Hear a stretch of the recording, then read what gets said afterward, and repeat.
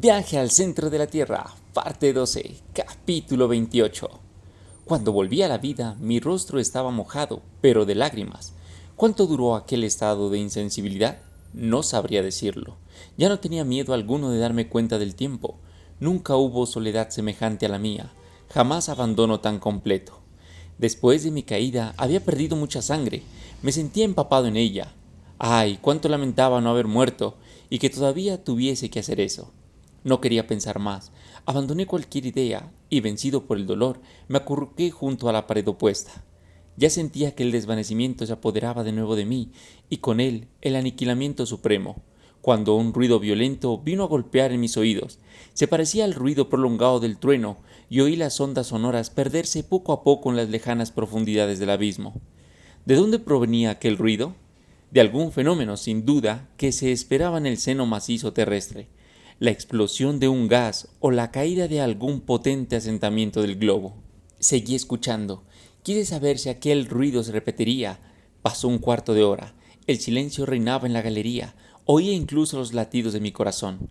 De pronto, mi oído aplicado por casualidad sobre el muro creyó sorprender palabras vagas, imperceptibles, lejanas. Me estremecí. Es una alucinación, pensé, pero no, escuchando con más atención, oí realmente un murmullo de voz, pero comprender lo que se decía fue lo que no me permitió mi debilidad. Sin embargo, hablaban, estaba seguro. Por un instante sentí el temor de que aquellas palabras fuesen mías, devueltas por un eco. Quizás sin saberlo, yo mismo había gritado. Apreté los labios con fuerza y arrimé de nuevo el oído a la pared. Sí, es cierto, están hablando, están hablando. Y avanzando algunos pies a lo largo de la muralla, escuché con toda claridad. Logré captar palabras inciertas, extrañas, incomprensibles. Me llegaban como si fueran pronunciadas en voz baja, murmuradas por así decir. La palabra Forlard era repetida varias veces con un acento de dolor. ¿Qué significaba? ¿Quién la pronunciaba? Evidentemente mi tío Hans, pero si yo las oía, ellos podrían escucharme. ¡A mí! Grité con todas mis fuerzas. ¡Socorro! Escuché, aceché una respuesta en las sombras, un grito, un suspiro. No se oyó nada. Pasaron algunos minutos. Todo un mundo de ideas se había abierto en mi espíritu. Pensé que mi voz debilitada no podía llegar hasta mis compañeros. Porque son ellos, repetía. ¿Qué otros hombres se habrían metido a 30 leguas bajo tierra? Me puse a escuchar de nuevo. Paseando mi oído sobre la pared, encontré un punto exacto en que las voces parecían alcanzar su máxima intensidad. La palabra Forlard volvía de nuevo a mi oído, y luego aquel ruido de trueno que me había sacado de mi topor. No, dije, no es a través del macizo por donde se deja oír esas voces. La pared está hecha de granito y no permitiría que la atravesase ni siquiera la detonación más fuerte. Ese ruido llega a la galería misma. Es preciso que ahí se produzca un efecto acústico muy particular. Escuché de nuevo, y aquella vez sí oí mi nombre nítidamente lanzado a través del espacio. Era mi tío quien la pronunciaba. Hablaba con el guía, y la palabra Forlar era una palabra danesa. Entonces comprendí todo. Para hacerme oír había que hablar precisamente a lo largo de aquella muralla que serviría para conducir mi voz como el hilo que conduce la electricidad. No había tiempo que perder. Si mis compañeros se alejaban algunos pasos, el fenómeno acústico quedaría destruido.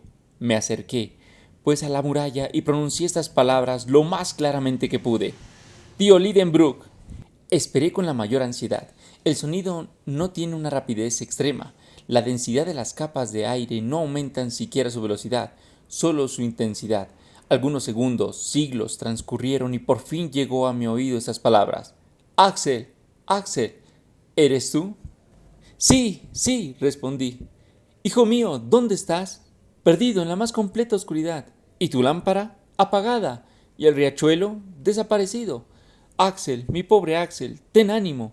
Espere un poco, estoy agotado. No tengo ya fuerzas para responder. Pero hábleme. Valor, continuó mi tío. No hables, escúchame. Te hemos buscado subiendo y bajando la galería. Ha sido imposible encontrarte. Ah, cuánto te he llorado, muchacho. En fin, suponiéndote siempre en el camino de Hans Bach, hemos vuelto a bajar disparando los fusiles. Ahora, si nuestras voces pueden unirse, es puro efecto acústico. Nuestras manos no pueden tocarse, pero no desesperes, Axel. Ya es algo oírte. Durante este tiempo yo había reflexionado, cierta esperanza vaga todavía volvía de nuevo a mi corazón. Ante todo, había algo que me importaba conocer. Acerqué pues mis labios al muro y dije, «Tío, dime muchacho». Me respondieron tras algunos instantes. Lo primero que hay que saber es qué distancia nos separa. Eso es fácil. ¿Tiene el cronómetro? Sí. Pues bien, cójalo, pronuncia mi nombre anotando exactamente el segundo en que hable. Yo lo repetiré en cuanto me llegue, y usted anotará igualmente el momento preciso en que le llegue mi respuesta. Bien, y la mitad del tiempo comprendido entre mi pregunta y la respuesta indicará lo que mi voz tarda en llegar hasta ti. Eso es, tío. ¿Estás listo? Sí. Pues bien, pon atención, voy a pronunciar tu nombre. Apliqué mi oído a la pared y cuando la palabra Axel me llegó, respondí inmediatamente, Axel. Luego esperé. 40 segundos, dijo entonces mi tío. Son 40 segundos los que ha transcurrido entre las dos palabras. Por tanto, el sonido tarda 20 segundos en subir. Ahora bien, a milla y 20 pies por segundo suman 20 millas 400 pies, o legua y media y un octavo. ¿Legua y media?, murmuré. Eso se recorre, Axel, pero ¿hay que subir o bajar? Bajar. Y he aquí el porqué. Hemos llegado a un amplio espacio en el que desembocan gran número de galerías. La que has conseguido tiene que conducirte aquí, porque parece que todas estas hendiduras, estas fracturas del globo, irradian en torno de la inmensa caverna que ocupamos. Levántate, pues, y sigue tu ruta. Camina, arrástrate si es preciso, déjate deslizar en las pendientes rápidas, y encontrarás nuestros brazos para recibirte al final del camino. En marcha, muchacho, en marcha. Estas palabras me reanimaron. Adiós, tío, exclamé. Ya voy. Nuestras voces no podrán comunicarse entre sí en el momento en que abandone este lugar. Adiós, pues. Hasta luego, Axel. Hasta luego. Esas fueron las últimas palabras que oí. Aquella sorprendente conversación, mantenida a través de la masa terrestre, intercambiada a más de una legua de distancia, concluyó con esas esperanzadoras palabras. Elevé una plegaria de gratitud a Dios porque me había conducido entre aquellas inmensidades sombrías al único punto quizás en que la voz de mis compañeros podía llegarme. Este efecto acústico tan sorprendente se explica con facilidad por medio de las leyes físicas. Provenía de la forma del corredor y de la conductibilidad de la roca. Hay muchos ejemplos de esta propagación de sonidos no perceptibles en los espacios intermedios. Recuerdo que este fenómeno ha sido observado en muchos lugares, entre otros en la galería interior de la Catedral de San Pablo, en Londres, y sobre todo en esas curiosas cavernas de Siracusa, de las que la llamada Oreja de Dionisio es la más maravillosa de este género. Me vinieron a la mente estos recuerdos y vi claramente que dado que la voz de mi tío llegaba hasta mí, no había ningún obstáculo entre nosotros. Siguiendo el camino de su voz, lógicamente debía llegar junto a él, si la fuerza no me faltaba. Por lo tanto me levanté, me arrastré más que anduve, la pendiente era bastante pronunciada, me dejé resbalar por ella. Enseguida la velocidad de mi descenso aumentó en espantosa proporción y amenazaba con parecerse a una caída. Yo no tenía fuerzas para detenerme. De pronto, el terreno faltó bajo mis pies. Me sentí rodar rebotando sobre la esperanza de una galería vertical. Un verdadero pozo. Mi cabeza chocó contra una roca aguda y perdí el conocimiento. Capítulo 29. Cuando volví en mí, me hallaba medio en penumbra, tumbado sobre gruesas mantas. Mi tío me velaba, acechando en mi rostro algún resto de vida. A mi primer suspiro me cogió la mano. A mi primera mirada lanzó un grito de alegría. ¡Vive! ¡Vive!, exclamó. Sí, respondí yo con voz débil. Hijo mío, dijo mi tío estrechándome contra su pecho. Ya estás a salvo. Quedé vivamente conmovido por el acento con que pronunció estas palabras, y más aún por la tensión con que lo acompañaron. Pero, ¿se precisaban pruebas como aquella para provocar en el profesor semejante expansión? En ese momento llegó Hans. Vio mi mano en la de mi tío. Me atrevo a afirmar que sus ojos expresaron un vivo contento. «Go Dag», dijo.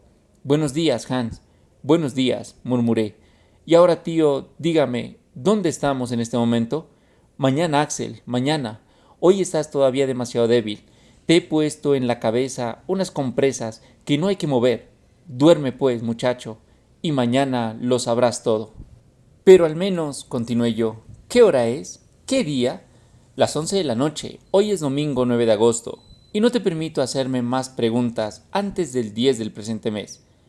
Realmente me encontraba muy débil, y mis ojos se cerraron involuntariamente. Necesitaba una noche de reposo. Por eso me dejé adormecer con la idea de que mi soledad había durado 4 largos días.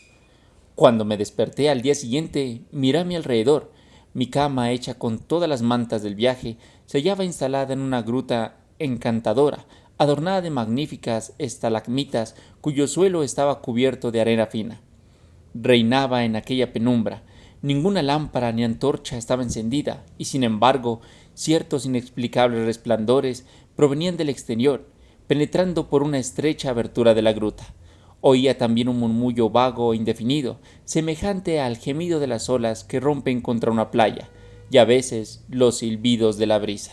Me preguntaba si estaba bien despierto, si todavía soñaba, si mi cerebro lesionado en la caída no percibía ruidos puramente imaginarios. Sin embargo, ni mis ojos ni mis oídos podían engañarme hasta este punto.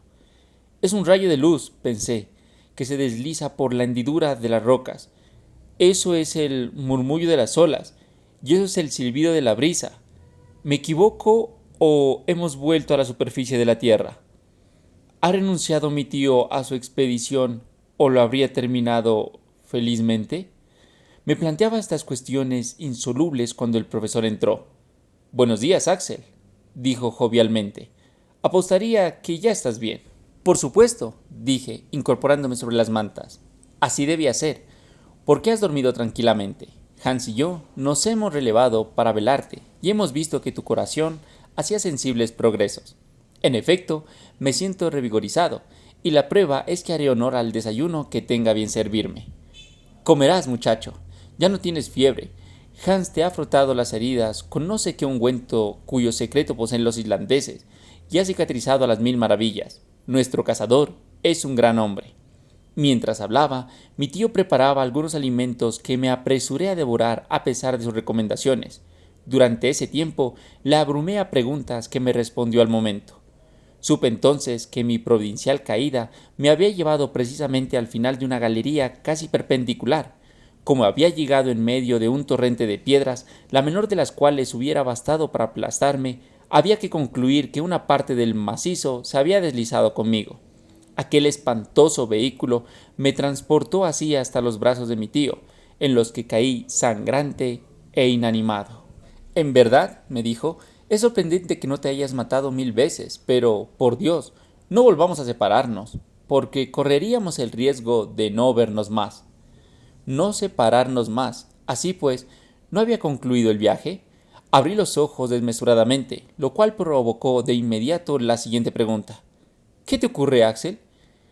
«Quiero hacerle una pregunta. ¿Dice usted que no estoy sano y salvo?» «Desde luego. ¿Tengo todos mis miembros intactos?» «Desde luego. ¿Y mi cabeza? ¿Tu cabeza? Salvo algunas contusiones, está perfectamente puesta sobre tus hombros». «Pues bien, tengo miedo de que mi cerebro se haya perturbado». «¿Perturbado?» «Sí. ¿No hemos vuelto a la superficie del globo?» «No, por supuesto». «Entonces debo estar loco, porque percibo la claridad del día. Oigo el ruido del viento que sopla y del mar que se eriza». «Ah, ¿no es más que eso?» «Explíqueme entonces». «No te explicaré nada, porque es inexplicable, pero lo verás tú mismo y comprenderás que la ciencia geológica todavía no ha dicho su última palabra». «Salgamos, pues», exclamé yo, levantándome bruscamente. «No, Axel, no. El aire libre podría hacerte daño». «¿El aire libre?» «Sí, el viento es bastante violento. No quiero que te expongas de esta forma». «Pero le aseguro que me encuentro de maravilla. Un poco de paciencia, muchacho. Una recaída nos traería problemas, y no podemos perder tiempo, porque la travesía puede ser larga». «¿La travesía?» «Sí, descansa todavía hoy, y mañana embarcaremos». «¿Embarcar?» Esta última palabra me hizo dar un brinco. «¿Cómo? ¿Embarcar?» ¿Teníamos por tanto un río, un lago, un mar ante nosotros? ¿Algún barco fondeado en algún puerto interior? Mi curiosidad estaba excitada hasta el máximo grado. Mi tío trató en vano de contenerme. Cuando vio que mi impaciencia me haría más daño que la satisfacción de mis deseos, cedió. Me vestí rápidamente. Para mayor precaución, me envolví en una de las mantas y salí de la gruta. Capítulo 30. Al principio no vi nada.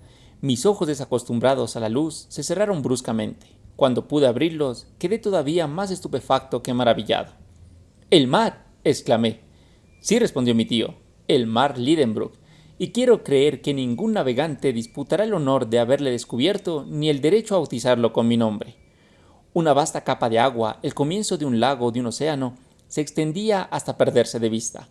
La orilla, muy recortada, ofrecía a las últimas ondulaciones de las olas una arena fina, dorada, sembrada de pequeñas conchas, donde vivieron los primeros seres de la creación.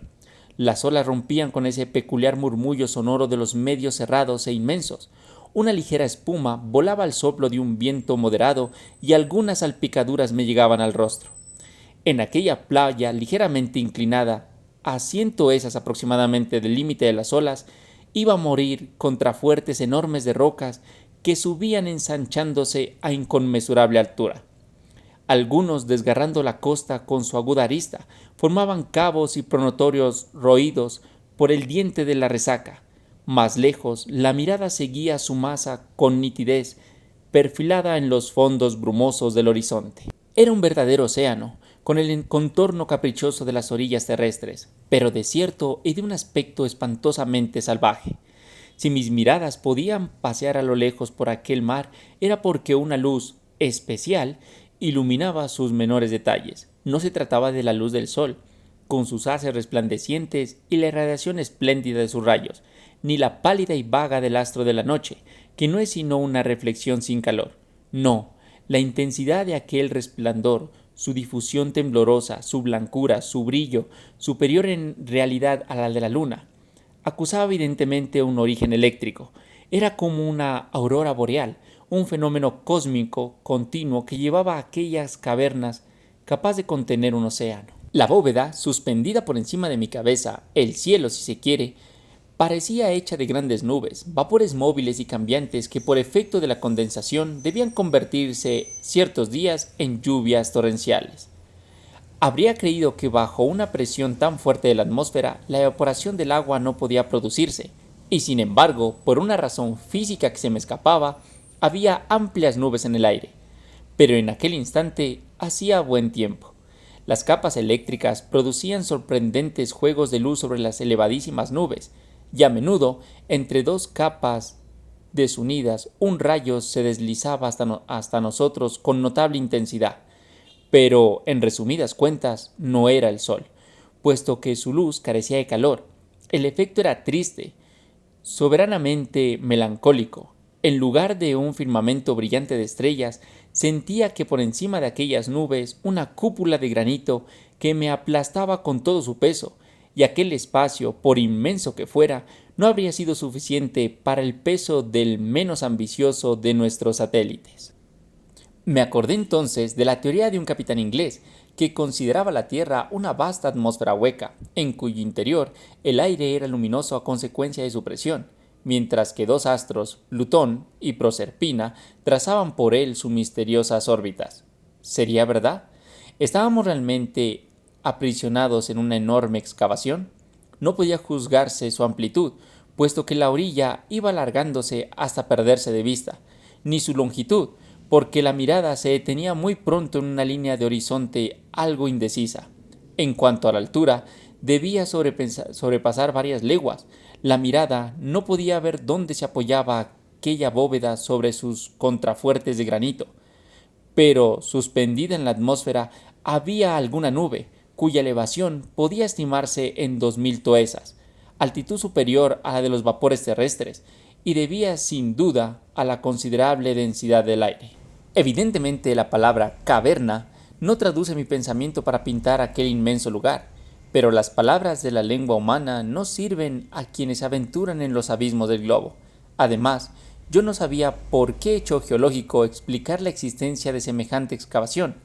¿Habría podido producirlo el enfriamiento del globo? Por los relatos de los viajeros conocía de sobra ciertas cavernas célebres, pero ninguna presentaba tales dimensiones. Aunque la gruta de Huachara en Colombia, visitada por el señor de Humboldt, no había revelado el secreto de su profundidad al sabio que la recorrió durante 2500 pies, posiblemente no se extendía mucho más allá. La inmensa caverna de Mammoth en Kentucky ofrecía desde luego proporciones gigantescas, puesto que su bóveda se elevaba a 500 pies por encima de un lago insonable, y luego viajeros que la recorrieron durante más de 10 leguas sin encontrar su final. Pero, ¿qué eran esas cavidades comparadas con la que yo admiraba entonces, con su cielo de vapores, sus irradiaciones eléctricas y un vasto mar encerrado entre sus orillas? Mi imaginación se sentía impotente ante aquella inmensidad. Contemplaba en silencio todas aquellas maravillas. No tenía palabras para explicar mis sensaciones. Creía estar asintiendo en algún planeta lejano, Urano, Neptuno, o fenómenos de los que mi naturaleza terrestre no tenía conciencia. Para sensaciones nuevas hacía falta palabras nuevas, y mi imaginación no me las proporcionaba. Miraba, pensaba y admiraba con una estupefacción mezclada con cierta dosis de pavor. Lo imprevisto de aquel espectáculo había devuelto a mi rostro los colores de la salud. Estaba tratándome mediante la sorpresa y realizando mi curación con esta nueva terapia. Además, me reanimaba el frescor de un aire muy denso, que proporcionaba más oxígeno a mis pulmones. No será muy difícil imaginar que tras un encierro de 47 días en una estrecha galería, era un gozo infinito aspirar aquella brisa cargada de húmedas emanaciones salinas. Así que no tuve que arrepentirme de haber abandonado mi oscura gruta. Mi tío, ya hecho a tales maravillas, no se extrañaba.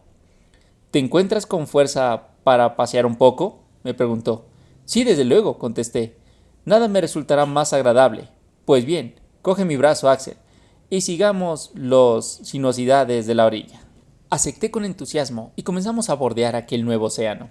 A la izquierda, unas rocas abruptas que trepaban unas sobre otras formaban un amontonamiento titánico de efecto prodigioso. Por sus flancos corrían innumerables cascadas que fluían en capas limpias y sonoras. Algunos ligeros vapores, saltando de roca en roca, señalaban el lugar de las fuentes termales, y unos riachuelos se deslizaban suavemente hacia el depósito común, buscando en las pendientes ocasiones para murmurar de modo más agradable. En aquellos riachuelos reconocí a nuestro fiel compañero de ruta, el Hans Bach, que iba a perderse tranquilamente en el mar, como si no hubiera hecho nunca otra cosa desde el comienzo del mundo. «Ya no vendrá con nosotros», dije en un suspiro. «Bah», respondió el profesor. «Él u otro, ¿qué más da?». La respuesta me pareció algo ingrata. Pero en aquel momento mi atención fue atraída por un espectáculo inesperado. A 500 pasos, al rodear un alto promontorio, apareció ante nuestros ojos un bosque alto, tupido, espeso. Estaba formado por árboles de mediano tamaño, recortados en una especie de sombrillas regulares, de contorno nítido y geométrico. Las corrientes de la atmósfera no parecían ejercer ninguna influencia sobre su follaje, y permanecían inmóviles en medio de la brisa como un macizo de cedros petrificados. Apresuré el paso. No podía dar un nombre a aquellas especies singulares. ¿Formaban parte de las 200.000 clases de vegetales conocidos hasta entonces, o habría que otorgarles un lugar especial en la flora de la vegetación lacustre? No. Cuando llegamos bajo su hombría, mi sorpresa quedó por debajo de mi admiración. En efecto, me encontraba en presencia de productos de la tierra, pero cortados por un patrón gigantesco. Mi tío los llamó inmediatamente por su nombre. «Esto no es más que un bosque de hongos», dijo. Y no se equivocaba. Júzguese el desarrollo adquirido por estas plantas propias de los medios cálidos y húmedos. Sabía que, según Bulligar, el Lycoperdum gigantum alcanza de 8 a 9 pies de circunferencia, pero aquí se trataba de hongos blancos, de una altura de 30 a 40 pies, con un casquete de un diámetro igual. Los había millares, la luz no conseguía atravesar su espesa sombra, y una oscuridad completa reinaba bajo aquellas cúpulas, yuxtapuesta como los techos redondos de una ciudad africana. Sin embargo, quise avanzar. Un frío mortal bajaba de aquella bóveda carnosa. Durante una media hora vagamos por aquellas húmedas tinieblas, y sentí verdadero bienestar cuando volví a encontrarme en la orilla del agua. Pero la vegetación de esta comarca subterránea no se limitaba a aquellos hongos. Más lejos se elevaba un gran número de otros árboles de follaje descolorido. Eran fáciles de reconocer. Se trataban de los humildes arbustos de la tierra, pero con dimensiones fenomenales. Licópidos de 100 pies de altura, sigilarias gigantes, helechos arboscendentes grandes como los abetos de las altas latitudes, lepidodendros de tallos cilíndricos bifurcados rematados por largas hojas erizadas de rudos pelos como monstruosas plantas carnosas. Sorprendente, magnífico, espléndido, exclamó mi tío. Ahí tienes la flora de la segunda época del mundo, de la época de transición. Ahí tienes a las humildes plantas de nuestros jardines, que en los primeros siglos del globo se hacían árboles. Mira, Axel, y admira. Jamás botánico alguno se ha encontrado con una fiesta semejante. Tiene usted razón, tío.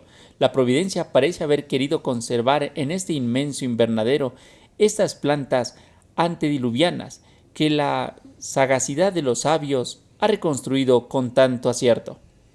Dices bien, muchacho, es un invernadero, pero mejor harías añadiendo que puede ser un zoológico. ¿Un zoológico? Sin duda.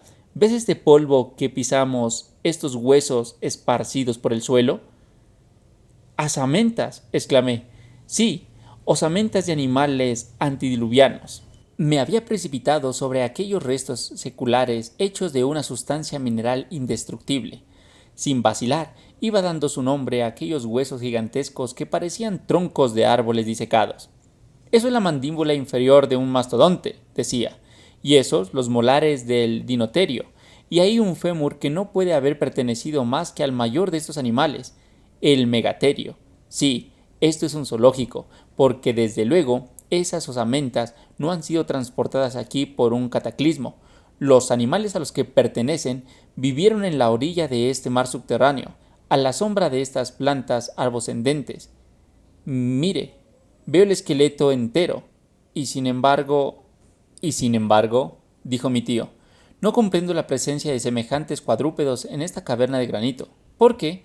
Porque la vida animal solo ha existido sobre la Tierra en los periodos secundarios, cuando el terreno sedimentario se formó gracias a las aluviones y reemplazó a las rocas incandescentes de la época primitiva. Bueno, Axel, hay una respuesta muy simple que dar a tu objeción, y es que este terreno es un terreno sedimentario. ¿Cómo? ¿A semejante profundidad por debajo de la superficie de la Tierra? Sin duda, y este hecho puede explicarse geológicamente. En cierta época de la Tierra no estaba formada más que de una corteza elástica, sometida a movimientos alternativos de arriba y abajo, en virtud de las leyes de atracción. Es probable que se haya producido hundimientos del suelo y que una parte de los terrenos sedimentarios haya sido arrastrado al fondo del abismo abierto de forma súbita. Así debe ser, pero si en estas regiones subterráneas han vivido animales antediluvianos, ¿quién nos dice que uno de estos monstruos no vaga todavía en medio de esos bosques sombríos o detrás de esas rocas escarpadas? Ante estas ideas, no sin terror, escudriñé los diversos puntos del horizonte, pero ningún ser viviente aparecía en aquellas orillas desiertas. Estaba algo cansado. Fui a sentarme entonces en el extremo de un promontorio a cuyo pie iba a romperse con estrépito las olas. Desde allí, mi mirada abarcaba toda aquella bahía formada por una escotadura de la costa. Al fondo se encontraba un pequeño puerto entre unas rocas piramidales. Sus aguas tranquilas dormían al abrigo del viento. Fácilmente podría haber anclado en ella un brick y 2 o 3 goletas. Casi esperaba ver algún navío salir de las 2 velas desplegadas y avanzar mar adentro bajo la brisa del sur. Pero esta ilusión se disipó rápidamente. Éramos las únicas criaturas vivas en aquel mundo subterráneo. En algunos momentos de calma del viento, un silencio más profundo que los silencios del desierto descendía sobre la roca árida y pesaba en la superficie del océano. Yo trataba entonces de penetrar las lejanas brumas, de desgarrar aquellas cortinas arrojadas sobre el fondo misterioso del horizonte. ¿Qué preguntas se agolpaban en los labios? ¿Dónde acababa aquel mar? ¿A dónde conducía? ¿Podríamos reconocer alguna vez la orilla opuesta? Mi tío no parecía dudarlo. En cuanto a mí, lo deseaba y lo temía a la vez. Tras haber pasado 1 hora en la contemplación de aquel maravilloso espectáculo, volvimos a tomar el camino de la playa para regresar a la gruta, y me dormí con un sueño profundo bajo el imperio de los más extraños pensamientos. Bueno amigos, y así llegamos al final de la parte 12 de Viaje al Centro de la Tierra. Recuerden que en pocos días subiré una nueva parte para que todos estén súper pendientes, y si este video les ha gustado denle like, suscríbanse y compartan este video con todos sus amigos. Y nos vemos en otra ocasión para que sigamos hablando de todo un poco. Adiós.